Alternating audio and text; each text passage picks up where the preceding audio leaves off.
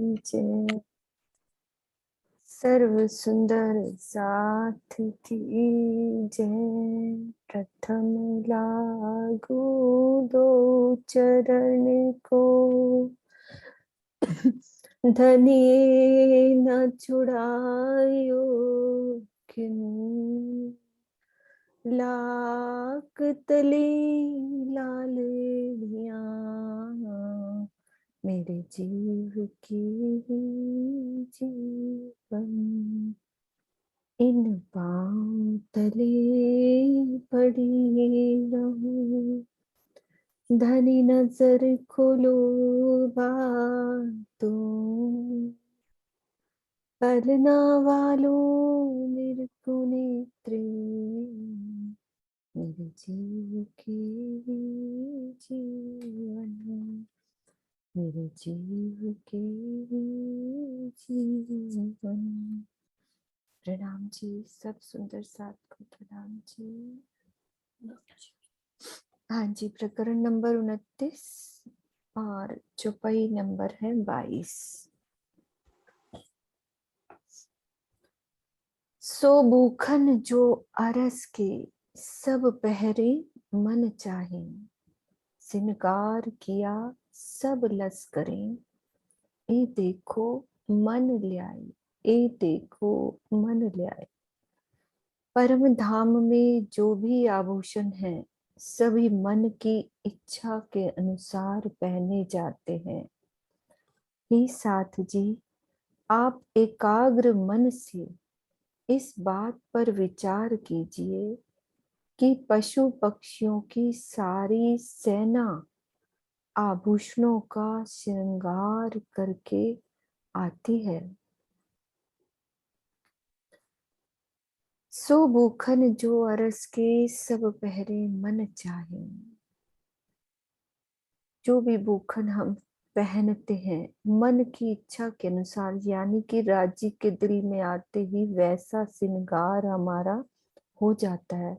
ना पहनया ना उतारया, वहां सब इच्छा से श्रृंगार बदलते हैं। एक पल में अनेक श्रृंगार हो जाते हैं। तो राजी कह रहे हैं कि आप देखो एकाग्र मन से, ये देखो मन ल्याए, इस बात पर विचार कीजिए कि पशु पक्षियों की जो सेना है सारी, कल हमने पढ़ा था कितनी करोड़ सेनाएं, एक एक सिरदार, सिरदार के फिर सेनापति, प्रधान, सब कैसे श्रृंगार सज कर अपनी मर्यादा में, अपने डिसिप्लिन में चलते हैं। और हर सुंदर साथ इस शोभा को देखने का चितवन में हम सब प्रयास करेंगे चितवन के द्वारा। हाँ जी सरोज दीदी, आप पढ़ो। एक जरे जिमी की रोशनी, सो ढापे कई कोट सूर, तो जिमी पहाड़ मोहलन को सब कैसा होसी नूर। जब परम धाम के धरती के एक कण की ज्योति से करोड़ों सूर्य ढक जाते हैं,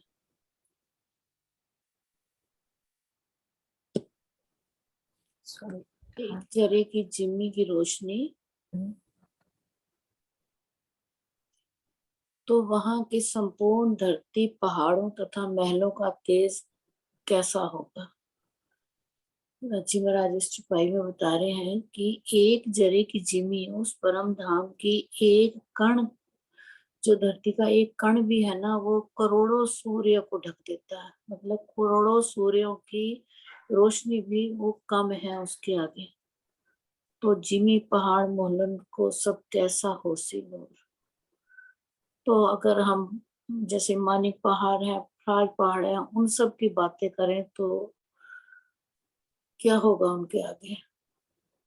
मंद दिखते हैं, ओझल से हो जाते हैं। उनकी रोशनी कुछ नहीं है। करोड़ों सूर्यों की एक धरती के कण के ऊपर नीचे, सब नीचे है। ये परम धाम के धरती के एक कण की ज्योति से करोड़ों सूर्य ढक जाते हैं। ढकना वही मतलब उनकी रोशनी कम नजर आती है उनके सामने।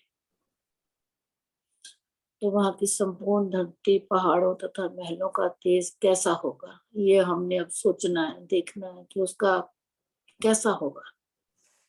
ये उन्होंने क्वेश्चन मार्क लगा दिया है। हाँ तो जी। कैसा होगा सोचो अब ये तो, कि मैंने तो इतना सा बता दिया कि एक धरती के कण के नीचे करोड़ों सूर्य मंद दिखते हैं, वो भी ओझल हो जाते हैं। तो आप ये सोचो कि जो मैंने पुखराज पहाड़ की, मानिक पहाड़ की, सात वनों की और जमुना जी का सबका मैंने वर्णन कर दिया है, तो उनका कैसा तेज होगा। बहुत बड़ी बात है। चितनी के ऊपर ही जोर डाला हुआ है, बस भाई चितनी करो और देखो, तभी तुम्हें पता लगेगा उसका कैसा है। ऐसे नहीं पता लगेगा, पढ़ने से नहीं पता लगेगा। सुंदर सा जी रिजेंट करो अपना, जिन्होंने पढ़ना है। हाँ जी। विजय दीदी खोलो आप। हाँ जी। प्रणाम जी। वन, जंगल या जिमी एक दूजे से प्रकाश, विचार देखो ए मोमिनो, नूर कैसा भया आकाश। चाहे वन हो या धरती, सभी एक दूसरे से अधिक प्रकाशमान दिखते हैं। हे साजी, आप इस बात का विचार करके देखिए कि आकाश में इनके सम्मिलित तेज से कैसी अनुपम जगमगाहट हो रही है। वहां तो हर चीज दीदी चेतन है, हर चीज में नूर ही नूर, जैसे अभी सरोज दीदी ने बताया कि वहाँ तो नूर ही इतना है कि उसका तो वर्णन हम कर ही नहीं सकते ना। यहाँ क्योंकि यहाँ की जो है 14 लोक के ब्रह्मांड में तो सारा कुछ इतना है ही नहीं ये सब चीजें। भावार्थ में बताया, वन और जंगल शब्द एकार्थवाची हैं। अंतर केवल भाषा का है कि जंगल को जो है फारसी भाषा का शब्द है और वन संस्कृत का शब्द है।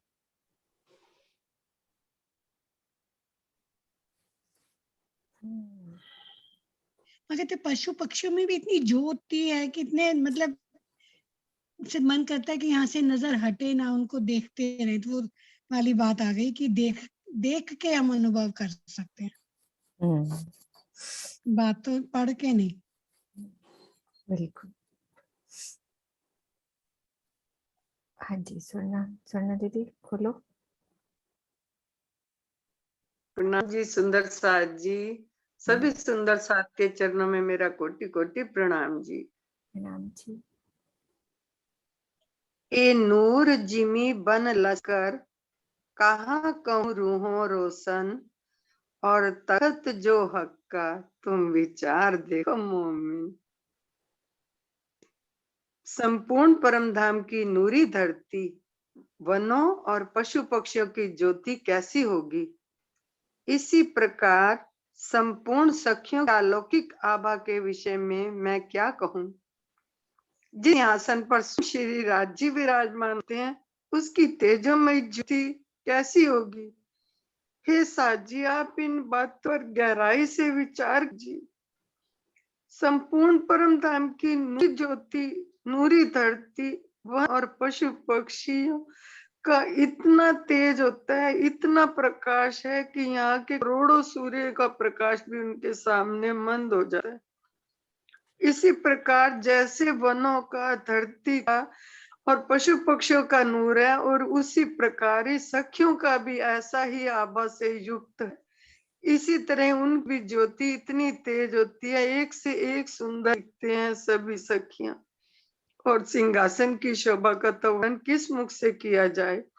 जिस सिंहासन पर मेरे श्री राजी जी श्यामा जी विराजमान होते, उनके सिंहासन का तेज इतना होता है कि यहाँ की धरती तो उनका का जो सूर्य चंद्रमा का प्रकाश तो कुछ भी नहीं, एक कण के समान भी नहीं। हे जी, आप इन बातों पर गहराई से विचार क्यों नहीं करते, क्यों नहीं चितवनी से देखते। साजी, ये ज्योति तो इतनी तेज है, इतनी तेज है, जहां पर मेरे श्री राजी श्यामा जी विराजमान है, उसकी ज्योत का मैं इस मुख से कैसे वर्णन करूं।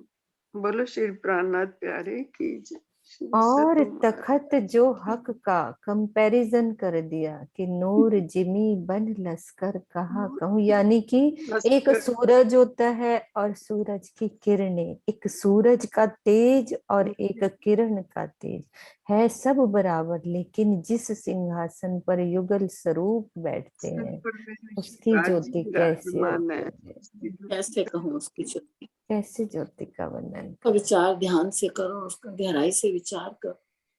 तो पशु पक्षियों का, जंगल वन का इतना है, तो सिंहासन का क्या तेज हो, क्या उसका बता ही कितना नहीं तेज सके ना, होगा। उसका बता ही नहीं सके ना, उसका बता ही नहीं सके, ऐसा होगा। बहुत बहुत सुंदर, बहुत सुंदर था। इतना सुंदर तेज है कि उसका मुख से कभी भी वर्णन नहीं कर सकते। सिर्फ चितवनी में ही हम उनकी गहराइयों को ढूंढ सकते हैं। मेरे जी का स्वरूप कितना सुंदर है, हाँ जी। कितना तेज, उनके आभूषणों का तेज कितना सुंदर है। ये सिर्फ हम चितवनी के द्वारा ही विचार कर सकते। स्वामी जी यही कहते हैं कि चितवनी में इस तरह डूब जाओ। हम ये कहते हैं ना कि चितवनी में बैठते हैं, ये इतना लंबा, इतना चौड़ा, ये सब कुछ है। मन बुद्धि का पर कोई विचार ही नहीं है। मन और बुद्धि को तो कह रहे हैं आप डस्टबिन में छोड़ के चले जाओ, और सिर्फ एक जो अपने मतलब चितवनी पे, जो चरचनी पे विचार के उसको अंदर में विचार को, उसको ध्यान से देखो। और कह रहे हैं कि मैं दावे से कहता हूं कि जरूर तुम्हें मिलेंगे राज्य, दीदार होगा। दावा करते हैं, कल उन्होंने दिया कि मैं दावे से कहता हूं कि इन गहराइयों में जाओ और जरूर मिलेंगे राज्य। अगर हम उस काबिल बने तो सही, अपने आप को उस कसनी में कसें तो सही। ये दिन कब आएंगे मेरे राज्य, कब आएंगे। आएंगे आएंगे। प्रणाम जी। प्रणाम जी, प्रणाम जी। हाँ जी मुकेश जी। प्रणाम जी। अब नूर बिलंद जो हक का, ले उठिया सबका नूर, बन जिनी आकाश सब, ए देखो एक जहूर। अब अक्षरातीत धाम धनी के उस नूरी स्वरूप को देखिए जो सर्वोपरि है, और जिसमें वन, धरती, आकाश आदि सबके नूर समाहित हो जाते हैं। ऐसा लगता है जैसे सभी आकाश, धरती, पशु पक्षी, वन आदि सभी में श्री राज जी का ही नूर क्रीड़ा कर रहा है। अब नूर बिलंद जो हक का, ले उठिया सबका नूर।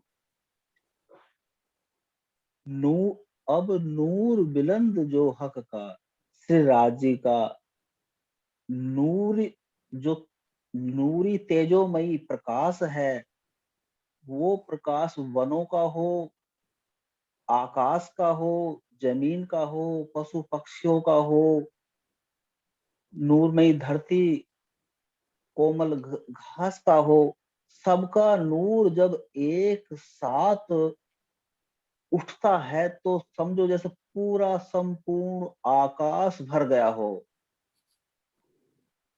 ए देखो एक जहूर, ऐसा लगता है सब एक हो गया हो, बिल्कुल चकाचौंध। और वो चकाचौंध भी इस तरह से नहीं कि जैसे यहाँ सूरज की तरफ को देखें तो आंख चुंधिया जाती है, वहां ऐसा नहीं है। वहां तो उस प्रकाश से ऐसे समझिए जैसे शीतलता अपनी तरफ प्रवाहित हो रही हो, कोमलता, शीतलता, माधुर्यता, उसमें ऐसे समझिए जैसे अपने को, खुद को मिस्री की डली मानो और समुद्र में घुली घुली जाऊं, जैसे उसमें एकदम समाहित होने को जी करता है एकदम, और उसमें के अंदर एकदम बिल्कुल घुल जाने को जी करता है। प्रणाम जी। प्रणाम जी दीक्षा जी। प्रणाम नशा जी। प्रणाम जी। आगुं केसरी कोतल अति खूबी ले खेलत, बाघ चीते हाथी नट ज्यों नाचत, नट ज्यों नाचत। श्री राज्य की सवारी के आगे साथ साथ केसरी सिंह चलता है। वह बहुत सुसज्जित रहता है और तरह तरह की क्रीड़ाएं करता है। सवारी के साथ साथ चलने वाले बाघ, चीते, हाथी तथा घोड़े नटों की तरह नाचते हुए चलते हैं। इसमें मोहम्मदी जी बता रही हैं कि परमधाम के अंदर जब कोतल यानी उनकी सवारी निकलती है राज्य की, आगू केसरी कोतल अति खूबी ले खेलत। श्री राज्य की सवारी के साथ साथ जो सिंह है, केसरी सिंह जो होते हैं, वो सबसे आगे चलते हैं और उसके पीछे फिर छोटे जानवर जैसे बाघ, चीते, घोड़े आदि। और वो चलते किस प्रकार हैं, कैसे कि जैसे नट नाचता है ना, यहाँ संसार में नट नाचता है और अपनी कलाएं दिखाता है, वो सबके आगे सबसे आगे केसरी सिंह और उसके पीछे सारे ये छोटे जानवर जैसे बाघ, चीते, घोड़े आदि, ये सब अपनी कलाएं दिखाते हैं। और वो केसरी सिंह इतना सुसज्जित होता है, इतना सजा हुआ होता है कि वर्णन नहीं किया जा सकता। और सबके अंदर राज्य का ही नूर क्रीड़ा करता है। प्रणाम जी। प्रणाम जी। शशि दीदी। आंगू के अव्वल हार। अव्वल हार केसरन की, दूजी हार बागन, हार तीसरी सिया घोष की, चौथी हार चीतन। सवारी में सबसे आगे केसरी सिंह की पंक्ति चलती है, दूसरी पंक्ति बाघों की चलती है, तीसरी पंक्ति वन बिलावों की है और चौथी पंक्ति में चीते चलते हैं। दीप अव्वल हार केसरन के सबसे पहले जो शेर जो हैं वो तैयार होके अपनी टीम के आगे खड़े होते हैं। दूजी हार, फिर उसके पीछे बाघ, फिर उसके पीछे बन बिलाव। हाँ जी, बन बिलाव। वन बिलाव। ये क्या होता है सरोज दीदी? मेरे ख्याल ये वही है, जैसे बाघ, चीते जो होते हैं। चीते, बाघों की केसरी सिंह, फिर बाघ, फिर बन बिलाव। चीते बन बिलाव। बड़े बड़े जो पशु होते हैं ना, ये बिल्ली बिलाव। अच्छा, का दूसरा रूप होता है जो बिलाव, जिसको यहाँ बिलौटा कहते हैं। अच्छा अच्छा, बिलाव। ओके हाँ, ओके। ये बहुत बड़े बड़े होते हैं। बिलाव, बिलाव उसको अच्छा, कहा है। हाँ हाँ, बड़ी बड़ी बिल्लियां नहीं होती जो शेरों जैसी लगती हैं? हाँ जी, हाँ, हाँ याद जी। आ गया। हाँ हाँ जी, हाँ शेरों की जी। जाती है ना ये भी हाँ, दूसरी। यहाँ पे बोलते हैं ना। हाँ बिल्ली लग रही है ये, हाँ वो है। हाँ, वही हाँ। वाली। अब फिर समझ उसके में। पीछे बड़े बड़े शेर, ऐसे कई जानवरों के नाम आएंगे जिनके पता ही नहीं। बिल्कुल चलो, राजीव वर्णन करा रहे हैं। भी। हाँ जी, बोलो बोलो शशि दीदी। और चौथी पंक्ति में बड़े बड़े शेर अपने अपने झुंड बना के चलते हैं। फिर उसके पीछे ऐसे छोटे छोटे जानवर आते जाते चीते आ गए ना, फिर चीते आ गए, चौथी पंक्ति में चीते आ गए। गाय, भैंसे, बकरियां। हाँ, आगे पढ़ेंगे ना, फिर वो भी आता जाएगा। हाँ, चलो पढ़ो जैमिनी जी।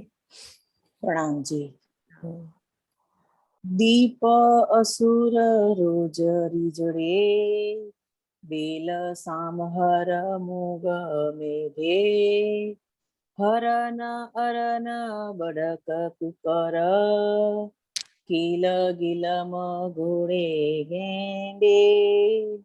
दीप असुर रोजे रिजड़े, दीप असुर ऋण रीछ नीलगाय बैल सांबर हिरण मूग मेढे भेड़े जैसे जानवर, हिरण जंगली जैसे गाय कुत्ता हाथी खच्चर घोड़े गेंडे आदि क्रमशः पशु पंक्तिबद्ध होकर चलते हैं। ये सभी पशु पंक्षी पक्षियों प्राणियों एक लाइन सर चलती रहती है। बैल सांभर मूग मेढे, बैल यानी गाय, हाँ गाय मूग मेढे सब चलते हैं लाइन सर। हरण अरण वढक कुकर, हरण, हाँ है हरण मूग मेढे कुकर जंगली गाय सब चलते हैं। कील गिलम घोड़े गेंदे, तो कील का मतलब नहीं पता दीदी। फील है, फील। हाँ वो फील गाय नहीं होते, हाँ फील, हाँ, गिम्मल। फील गाय घोड़े गेंदे ये सब लाइन सर चलते भी हैं। है, उसकी कुत्ता भी सवारी देखने की उसकी सवारी देखने की पंख बुद्ध हो जाती है। पंक्तिबद्ध होकर चलते है ना, हैं। पंक्तिबद्ध की ना एक लाइन बात सर चलते के हैं। दिमाग में आ गई। जैसे पहले सरकार से ना 15 अगस्त में बच्चों को बुलाते थे, स्कूल के हाँ बच्चों को, हाँ हाँ हाँ हाँ, तो वो लाइन से आते थे, लाइन से आके खड़े लाइन होते से थे, चल शिस्त में चलते हैं। खड़े हो गए। वैसे ही जैसे ये जानवर आते होंगे वहां पर। हाँ जी, प्रणाम जी, प्रणाम जी। प्रणाम जी। वृंदा दीदी। प्रणाम। प्रणाम, सब सुंदर सात को चरण कमल में प्रणाम जी, प्रणाम। केसरी कुबत ज्यादा कहीं, निपट अति बलवान। एक ख्वाब देखाया तीन वास्ते, करने और सब पहचान। केसरी सिंह की शक्ति बहुत अधिक कही जाती है। निश्चित रूप से यह बहुत अधिक शक्तिशाली होता है। ये साथ जी आपको स्वप्न या यह मिथ्या छुप गई शब्द, आ गया, अभी आ जाएगा। मिथ्या इसलिए दिखाया गया। आप ब्रह्मांड, कैसे मिथ्या ब्रह्मांड। मिथ्या ब्रह्मांड इसलिए दिखाया गया है जिससे आपको परम धाम की पूर्ण पहचान हो जाए। कितना गहन बात है इसमें। भावार्थ, परम धाम में केवल लीला की ही हकीकत सत्य का ही बोध था। निस्वत खिलवत इसका वाहिदत आदि की मार्फत परम सत्य ऋतु का बोध नहीं था। अब धाम धनी में तारतम वाणी के प्रकाश में सब कुछ बता दिया। तब संसार की नश्वर चीजों को देखकर हम अखंड परम धाम की प्रेममयी आनंदमयी वस्तुओं को देखते हैं। सो हमें अपने परम धाम की गरिमा अर्श की पातशाही का ज्ञान होता है। तो परम धाम में हमें नहीं था, परम धाम में नहीं था।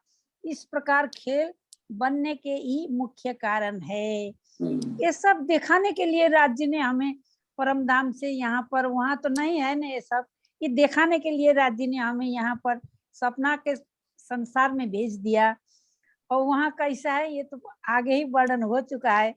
परम धाम में लीला हकीकत का बोध कराने के लिए निस्बत क्या है, खिलवत क्या है, इसका वाहिदता, इसका हमें वहाँ उतना ज्ञान, राज्य कितना हमें प्यार करते हैं, कितना हमें करते हैं, ये हमें वहाँ इसका ज्ञान उतना नहीं था। अब वही सब दिखाने के लिए, परम सत्य को बोध कराने के लिए राज्य ने हमें यहाँ संसार में भेजा है। यही सब, यहाँ से कुछ नहीं आते है हमको। परम धाम प्रणाम सखी, प्रणाम प्रणाम। हाँ जी, नहीं बहुत सही कर दिया। हाँ जी, कल्पना दीदी खोलो। प्रणाम दीदी। प्रणाम जी। केसरी कुवत कूदते गरजत बिना हिसाब, बिन मन आवे आसमान में ऐसी उठक सिताब। केसरी सिंह जब छलांग लगाता है और असीम गर्जना करता है तभी उसकी बेसुमार शक्ति का पता चलता है। वह आकाश में इतनी शीघ्रता से छलांग लगाता है कि मन की गति भी उसका मुकाबला नहीं कर सकती। भावार्थ है, मन की गति को सिंह की छलांग की गति से कम बताना अतिशयोक्त अलंकार है, जिसमें किसी बात को बढ़ा चढ़ाकर प्रस्तुत किया जाता है। जैसे यहाँ हम एक ही मिनट में मन को भगाते तो यहाँ से हमें कहीं भी जाना रहता है तो तुरंत ही हमारा मन वहां पहुंच जाता है। तो उससे भी ज्यादा ही हम सोचे कि जब वहां के पशु पक्षी छलांग भी लगाते हैं तो 1 सेकंड तो बहुत हो जाता है, तुरंत ही वहां पे पहुंच जाते हैं सारे ही। उससे भी ज्यादा वहां की वो होती है, शीघ्रता होती है। तो यहाँ के हिसाब से हम कंपेयर भी नहीं कर सकते कि वहां कैसे वो छलांग वो लगाते होंगे। वो तो हमें खाली फील ही कर सकते कि किस प्रकार का वो होता है वहां पर ना। प्रणाम जी, प्रणाम जी। हाँ जी बीना। प्रणाम जी, सुंदर साथ को कोटि कोटि प्रणाम जी। एक गिनती बेशुमार है, बोलत मिलकर जब, गर्जत अश अंबर जिमी, बल तेज दिखाई तब। केसरी सिंहों की संख्या अनंत है, और जब ये सभी मिलकर एक साथ बोलते हैं, गर्जना करते हैं, तो उस समय संपूर्ण परम धाम की धरती और आकाश में इनकी गर्जना सुनाई पड़ती है। इनकी शक्ति ऐसे समय में दिखाई देती है। एक गिनती बेशुमार है, जो केसरी सिंहों की को गिना नहीं जा सकता, वो अनंत है। जब वो एक ही उसकी आवाज इतनी ज्यादा है, गर्जना एक ही है, जब सब मिलकर गर्जना करते हैं तो उनकी कितने सारे आकाश में सब जगह उनकी गर्जना सुनाई देती है। और फिर इससे ही उनकी शक्ति का पता लगता है कि उनके अंदर कितनी शक्ति होगी। वो तो परम धाम के, यहाँ के ही इस माया के जगत में ही देखो इनकी कितनी कितनी शक्ति है, तो वहां का तो कहना ही क्या। मतलब जब यहाँ का शेर गर्जना करता है तो एक जंगल में आवाज होती है ना, वो कह रहे हैं पूरे परम धाम में आवाज आती है वो गर्जना की, पूरा परम धाम। और परम धाम क्या है? 14 लोक के एक कण के कहते, यहाँ का कितने। हाँ, तो सोचो कितनी बड़ी आवाज होगी। वो कंपैरिजन, इस चीज को आसानी से हम बोलने में बहुत आसान है, लेकिन पूरे परम धाम में वो गर्जना सुनाई देती होगी। परम धाम ही कितना बड़ा है, तो हाँ, तो सोचो एक शेर जब बोलता होगा तब ऐसे इनकी शक्ति ऐसे समय में दिखाई, ये शक्ति है कि आवाज पूरे भाई ने भी तो परम बोल दिया कि नहीं, इसीलिए तुम्हें ये ब्रह्मांड में दिखाया है सब कुछ कि तुम उसको कंपैरिजन कर सको, कंपैरिजन कर सको। हाँ, जब बिल्कुल। धन की महिमा समझ सको। महिमा समझ आएगी तो देखने की चाह भी होगी। प्रणाम जी दीदी। चर्चा में कल स्वामी जी ने चर्चा में बोल दिया, जैसे वो ज्वारदास महाराज जी ने जमानत ली थी ना कि मैं जमानत लेता हूँ, तो कल स्वामी जी ने स्पष्ट शब्दों में बोल दिया। कहते मैं आगे बोलता नहीं हूँ, लेकिन आज मैं बोल रहा हूँ कि मैं जमानत लेता हूँ कि तुम देख पाओगे, तुम देखो, करो, कोशिश करो। ये शांति देवी जी, आपके अंदर से आवाज आ रही है ना मेरे ख्याल, इधर उधर है ना? कोई चिल्ला रहा था, अब इतना ही है दीदी। प्रणाम दीदी। ठीक है। शब्द केसरी जब काढ़ही, अंबर जिमी रहे गाज, पौधा उठे पृथ्वी पर्वतों, उठे उनसे अधिक आवाज। जब केसरी सिंह गरजते हैं तो उनकी ध्वनि धरती और आकाश में सर्वत्र सुनाई पड़ती है। सिंहों की गर्जना धरती और पहाड़ों, माणिक एवं पुखराज से टकराकर प्रतिध्वनि के रूप में और अधिक तीव्र ध्वनि के रूप में सुनाई देता है।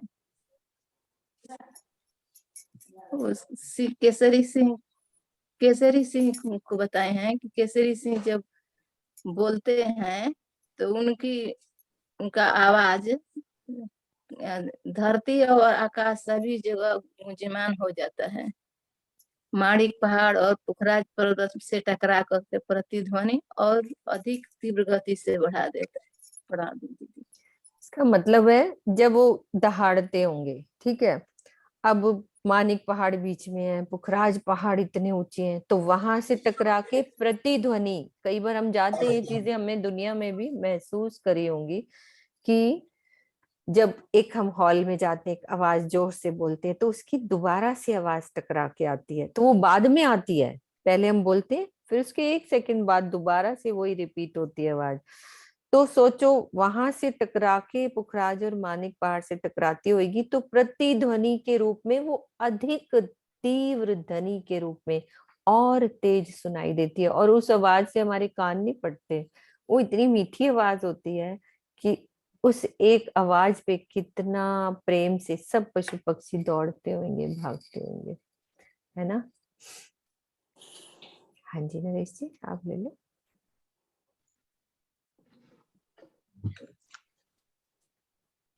प्रणाम जी। प्रणाम जी।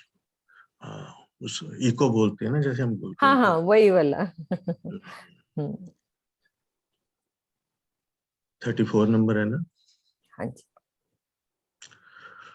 क्यों कहूं बल बागन को, ये जो ख्वाब में ऐसे जोर। क्यों कहूं बल बागन को, ये जो ख्वाब में ऐसे जोर।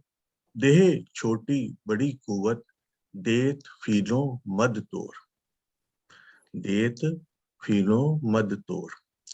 इस सपने के संसार में जब बाघों में इतनी शक्ति होती है कि वे स्वयं शरीर से छोटे होते हुए भी बड़े बड़े हाथियों का अहंकार तोड़ देते हैं। ऊपर भी वो फील शब्द आया था, तो फील हाथियों को बोला, या जैसे हम कहते फील पाए, तो वही बड़े बड़े हाथियों का अहंकार तोड़ देते हैं। तो मैं परम धाम के बाघों की शक्ति का कैसे वर्णन करूं। मतलब उन्होंने बताया है कि क्यों कहूं बल बागन को, ये जो ख्वाब में ऐसे जो, यानी कि इस ख्वाब वाले ब्रह्मांड में जब बागन का और बाघों का इतना बल है, तो उस परम धाम की, जैसे अभी आप ऊपर बता रहे थे, तो कि उनकी गर्जना से परम धाम भी पूरे इको की आवाजें आती हैं, और इतना उसमें उनकी आवाज है। देह छोटी बड़ी कुवत, चाहे उनकी देह फीलों से मतलब हाथियों से छोटी भी है, फिर भी वो अपने गर्जना से परम धाम मतलब पूरे बड़े बड़े हाथियों का अहंकार को तोड़ देते हैं।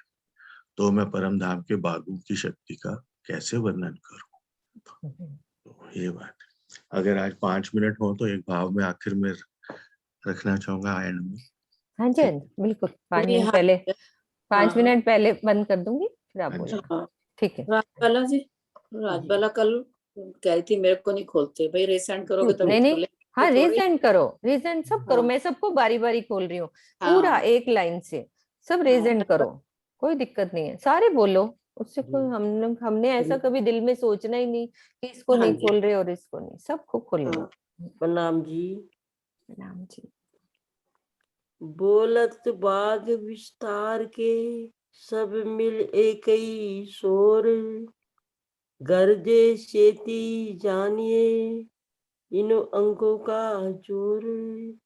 इनो अंगों का जोर। जब परम धाम में सभी बाघ मिलकर लंबे एवं एक ही स्वर में बोलते हैं, तो इनकी गर्जना ही यह दर्शाती है कि इनके अंग अंग में कितनी शक्ति है।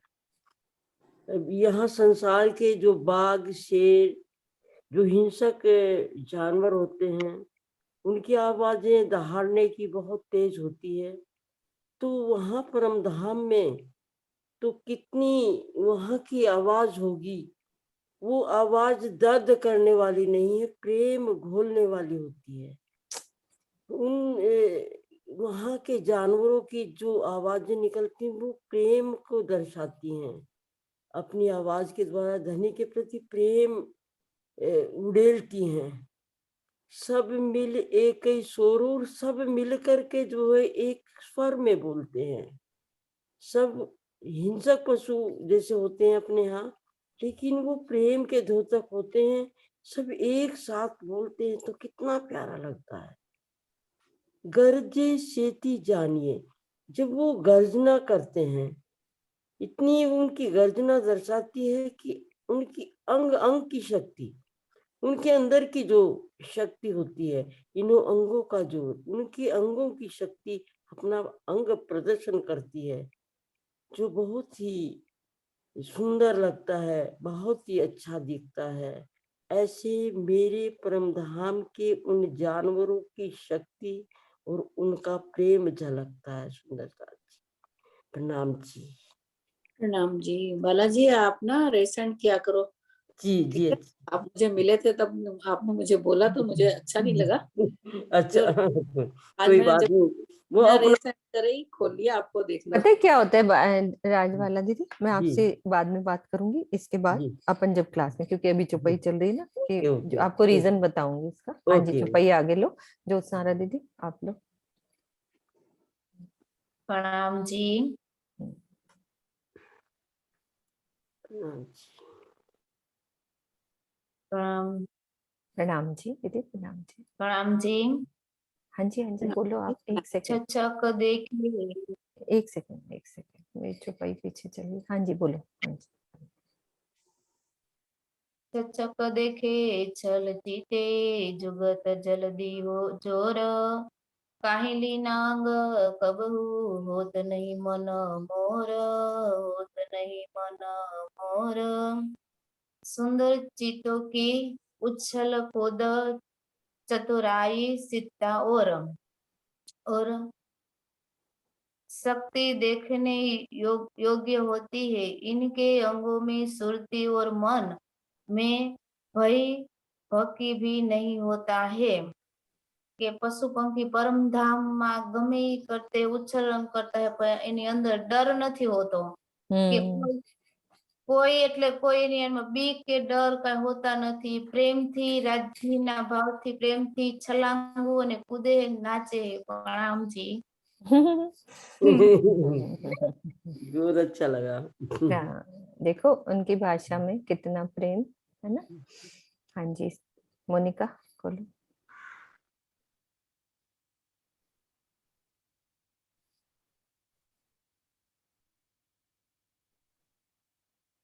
हाँ जी पढ़ो मोनिका। हाँ खोलो, खुला नहीं आपका, खोलो मोनिका। हो गया? मोनिका का खोल रही थी। हाँ, का हो गया। नहीं खुला नहीं है। चलो प्रणाम कोई दीदी। बात नहीं, कुसुम दीदी बोल रही, कोई बात नहीं। अश्व आगू अति बड़े, असवारी के सिरदार, सिर ऊंचे गर्दन थांबत, कथक थबक थबक कोई कार तई कार।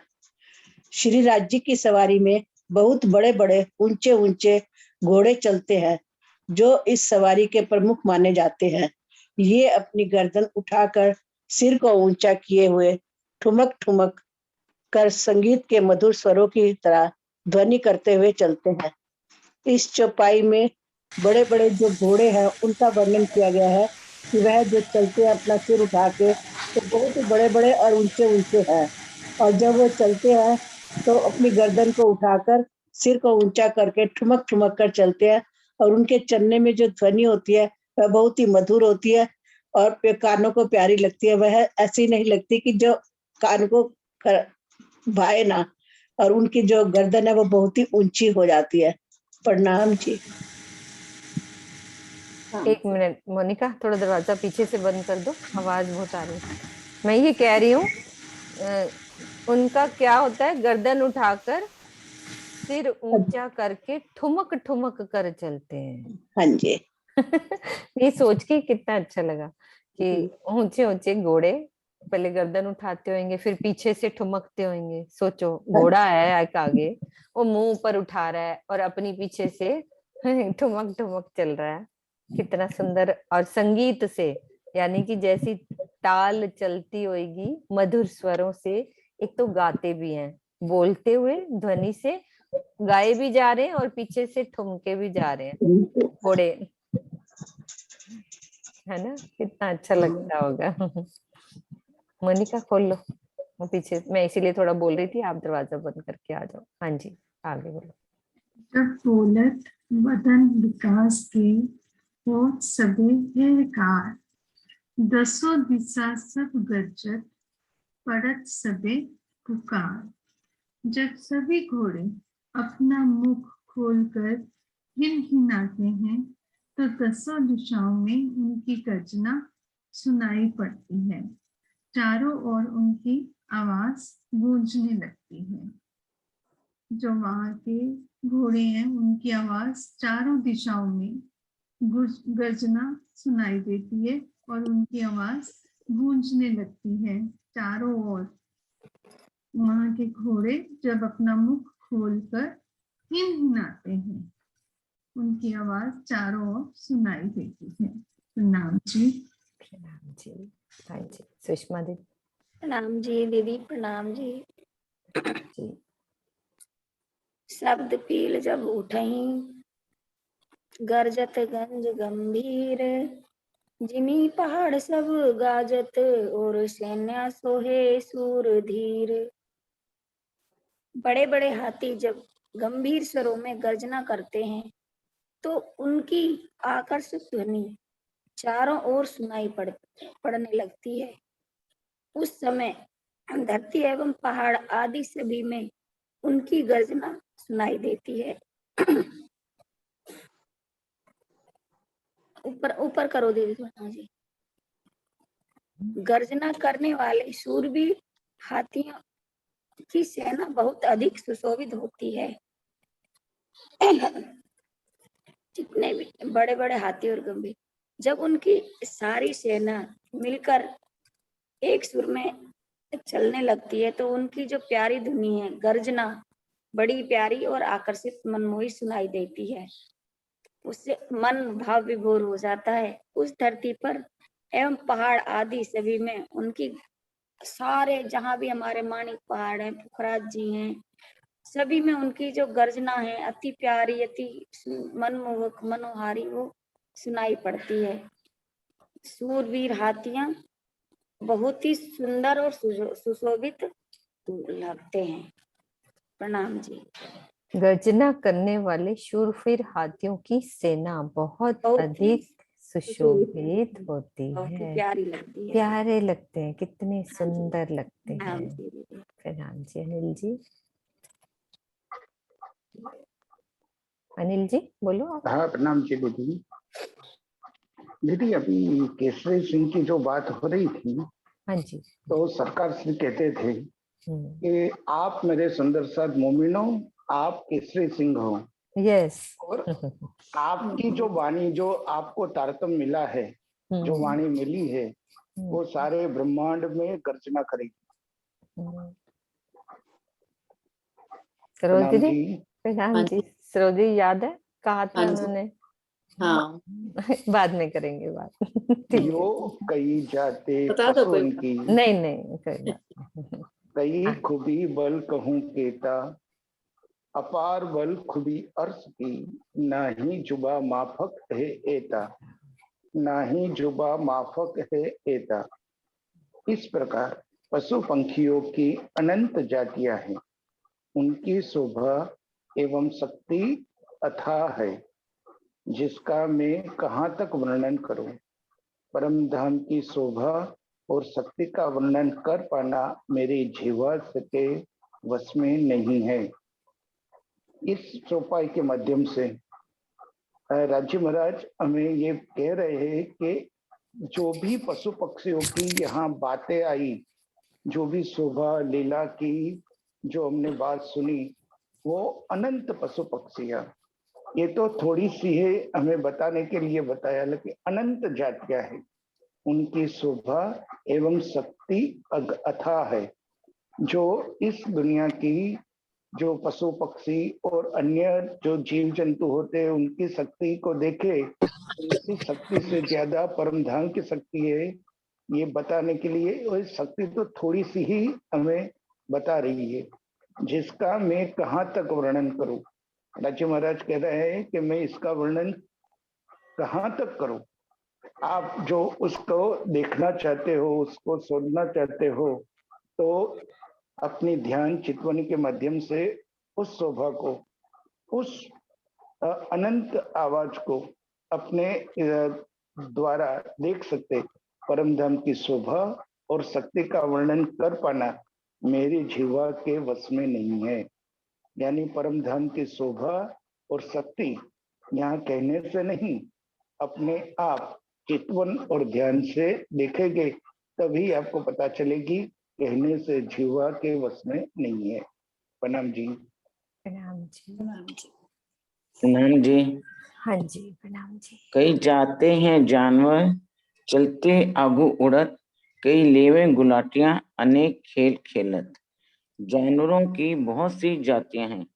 ये जानवर आगे आगे चलते हैं और आकाश में उड़ने भी लगते हैं। कई उलट बाजियां कलाबाजियां भी करते हैं और तरह तरह के अनेक खेल खेलते हैं। सब जानवर, इसमें तो जानवरों के बारे में जो अभी तक सब पशु पक्षियों में अभी तक सारी चौपाइयां यही आ रही हैं। जानवरों का वर्णन किया है कि जब उनके अंदर इतना नूर है और इतना उनके अंदर शक्ति है कि वो आकाश में भी उड़ने लगते हैं। तो उनके जब प्राणा जी ये कहते हैं कि मेरी जिह्वा इस चीजों का वर्णन नहीं कर सकते, जब उनके अंदर इतनी शक्तियां थी तो हम लोग तो कुछ भी नहीं है कि हम उनका वर्णन कर सकें। प्रणाम जी। कलाबाजियां उल्टबाजियां लगाते हैं। कल एक छोटा सा पक्षी का आया था वीडियो, देखा था करतब करते हैं वो ना, अलग कैसे अलग उल्टबाजियां लगाते हैं, है ना। कलाबाजियां को। हाँ जी मम्मी पढ़ो। सुंदर जी, प्रणाम जी। छोटे छोटा या बड़े बड़ा खेल दिखावे सब, सब सुख तभी पावे धनी को रिझावे जब। चाहे कोई छोटे से छोटा पशु पक्षी हो या बड़े से बड़ा, हर कोई अपना खेल दिखाता है। सबको तभी सुख मिलता है जब वे मन चाहे ढंग से अपने धाम धनी को रिझा लेते हैं। एक छोटी जैसी खरगोश हो या बिल्ली हो या कोई छोटे से छोटा भी अपने अनुसार इतना कर्तव्य दिखाता है, इतने खुश होते हैं कि इतना मन वहां पर जाने ये होता है, उसका हम कहाँ तक वर्णन करें। हाथी तो इतने बड़े बड़े हैं, घोड़े बड़े हैं और शेर चीते इतने बड़े बड़े हैं, पर छोटे से छोटा पशु पक्षी भी वहां की अपने अनुसार इतनी कुदरत दिखाता है, उसका मैं वर्णन कहाँ तक कर सकती हूँ। हमारी जिह्वा इस वर्णन को नहीं कर सकती है, इतना सुंदर वर्णन। हाँ, परम धाम की लीला पक्षियों में जहाँ लीला का वर्णन होता है। जी महाराज, वो कब सुख देंगे जो हम इन जानवरों को देख पाए और अपने सुंदर साथ।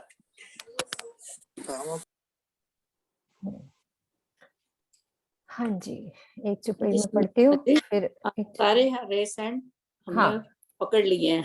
कोई और रह गया तो अभी भी अपना रेसेंट कर सकता है, हमारे पास टाइम है। नहीं, तो बस फिर उसके बाद लेंगे दीदी, उनका नरेश जी का भजन लेते हैं तो फिर टाइम हाँ हो जाता है। अभी है मगर एक कोई चुपड़ी ले लेते हैं और किसी ने बोलना है तो ठीक है, नहीं तो हाँ मैं बोल रही हूँ। कोई नहीं है। कई मुख बानी उचरे तान मान गुणगान, आठों जाम करत है सुंदर ध्यान बयान। बहुत से जानवर अपने मुख से अति मीठे स्वरों में सुर और ताल से युक्त धनी के गुणों का गायन करते हैं। वे आठों पहर अपने प्राणेश्वर की मनमोहक छवि का ही ध्यान करते हैं और उनका वर्णन करते हैं। वो देखो वहां के पशु पक्षी आठों पैर उनका ध्यान ही करते रहते हैं और अपने मुख से राज्य का गुणगान करते रहते हैं। तो हमें इस चौपाई से शिक्षा लेनी है कि हम भी कोशिश करें जितना हर पल याद कर सके राज्य को। हमसे मतलब मैं अपने आप को ये कह रही हूँ कि मुझे करना है। सुंदर साथ करते होंगे तो हर पल गुणगान करना है और उनकी मनमोहक छवि का, कि कैसे मेरे राज्य महाराज दिखते हैं, कैसे राज्य का श्रृंगार है, कैसे उनके चरणों में झांझरी घुंघरी कांभी करला, कैसे उनके माथे पर सुंदर तिलक, तिलक में छोटी छोटी करकरियां और उसमें लाल बिंदी। उस लाल बिंदी की लालगी से ही तो मेरे मांग में सिंदूर भरती है, उनके प्यार से ही तो मेरी मांग की सिंदूर भरती है। तो हम उनकी मनमोहक छवि, उनके सुंदर गौर वर्ण, इतने सुंदर अधुर कमल जैसे फूल सी पाखड़ी, उनका ध्यान करें, उनकी मीठी रसना, मधुर बोल, उनकी बातों को सुने, उनकी मीठी मीठी बातों को इन आत्म के कानों से सुने। तो यही ध्यान हम सबको करना है चितवन के द्वारा। तो ये लास्ट चौपाई है, इसको हम दोबारा अभी कर उन्हें देते हैं। ध्यान का क्या मतलब हुआ? ध्यान कैसे करते हैं वो? तो ध्यान सब से मतलब ये है कि हरदम उनका वही ध्यान रहता है ना, वो ध्यान यहाँ पे हमें ध्यान में वो नहीं। बैठना पड़ रहा है ना। ध्यान से मतलब जैसे मेरे को आपकी याद आती है ना, मैं हर पल आपको याद करते रहती हूँ, अरे आज तो सरोज दीदी को फोन ही नहीं किया, तो ये भी तो एक ध्यान है ना। तो वैसी राजी, वो पशु पक्षी, अरे राजी के पास जाना है, राजी ये बात करते, वो ही पल पल चलता रहता है। तो यहाँ के ध्यान की बात हमें यहाँ कैसे करनी है, तो वैसे हम यहाँ पे भी राज्य का ध्यान करें, है ना, वही वाली बात है। तो ठीक है, चौपाई दोहराते हैं, फिर उसके बाद नरेश जी वो एक भाव बोलेंगे। हाँ कई जी। मुख बानी उचरे, तान मान गुणगान, आठों जाम करत है, सुंदर ध्यान बयान, सुंदर ध्यान बयान, बयान करना, बयान करते रहते हैं उनकी बात। गुणगान गाना, मतलब जैसे उनकी बड़ाइयां करते रहते हैं, बैठ के दो सखियां बैठी हैं, दो पशु पक्षी बैठे हैं, तो आपस में क्या कर रहे हैं, बातें कर रहे हैं ना। तो वो ध्यान ही तो है कि अरे मेरे राजी ने ऐसे कहा, ऐसे मैं खेला, ऐसे कूदा, मेरे राजी खुश हो गए, मैंने जब ऐसे किया तो ये ध्यान ही तो है ना उनकी। ठीक है, समझा। है ना। अब नरेश जी को अनम्यूट कर दो, फिर अपन उनका भाव ले लो। जयकारा बोल दे साथ हाँ में जी, ले। हाँ जी नरेश जी बोलो। जयकारा बोल दो पहले। हाँ जी, उसके बाद ही बोल देंगे नरेश जी, फिर भाव ले लें। हाँ जी, जी प्रणाम जी। प्रणाम जी। पहले तो एक वो भी बात एकदम जो अनिल जी ने बोली थी ना कि सरकार श्री कहते थे कि हम सब केसरी सिंह हैं, वो भी बात मेरे दिल में आ रही थी। तो भी जैसे एक कहानी भी बताया करते थे कि भी हम सब, एक शेर का बच्चा बकरियों के झुंड में चला जाता है तो वो बकरियों की तरह ही मैं करने लग जाता है। तो जब उसे धीरे धीरे जब वो एक शेर उनको मिले तो बताया कि तू तो शेर का बच्चा है, वो नहीं माना, वो मैं ही करता था।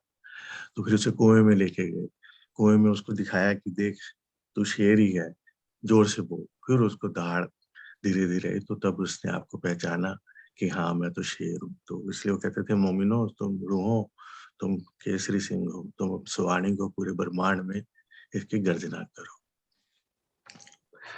तो आज सुबह चितवन सुना तो थोड़ा सा एक दिल में भाव आया, तो वही भाव आपके सामने रखने जा रहा हूँ। सिद्धार में एक चौपाई आती है, रूह विरहा खिन एक ना सही, सो अब चली जात मुद्दत, अर्श रूहें यूं भूल के क्यों छोड़े हक मार्फत। तो उसी से रिलेटेड भजन है।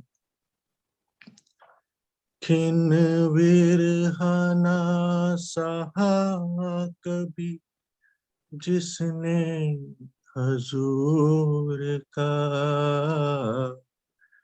क्यों जी रही है देखे बिना जलवा नूर का, खिन विरहा ना सहा। जिस दिल को रहना चाहिए उनके ख्याल में, जिस दिल को रहना चाहिए उनके ख्याल में, उस दिल का उस दिल से जुड़ गया है रिश्ता गरूर का, क्यों जी रही है देखे बिना जलवा नूर का, खिन विरहा। अनमोल वक्त हाथों से निकल रहा, अनमोल वक्त हाथों से निकल रहा, कहाँ खो गया असर वो अर्श के अंकुर का, क्यों जी रही है देखे बिना जलवा नूर का, खिन विरहना सहा। रहते हैं बेखबर से हम उनसे इस तरह, रहते हैं बेखबर से हम उनसे इस तरह, जैसे न वक्त देखा हो इश्क़े सरूर का, क्यों जी रही है देखे बिना जलवा नूर का, खिन विरहा। आखिर तो हक के रूबरू होना है एक दिन, आखिर तो हक से रूबरू होना है एक दिन, कैसे करेगी सामना उनके ज़हूर का, क्यों जी रही है देखे बिना जलवा नूर का, खिन विरहा ना सहा कभी जिसने हजूर का, क्यों जी रही है देखे बिना जलवा नूर का, खिन विरहा ना सहा। प्रणाम जी, सब सुबह के चरण प्रणाम। राम जी नरेश जी, जयकारा लगा दो नरेश जी। बोलो श्री प्राणनाथ प्यारे की जय, बोलो श्री सतगुरु महाराज की जय, बोलो श्री पन्ना धाम की जय, बोलो सर्व सुंदर साथ की जय। प्रणाम जी, सबके चरणों में प्रणाम।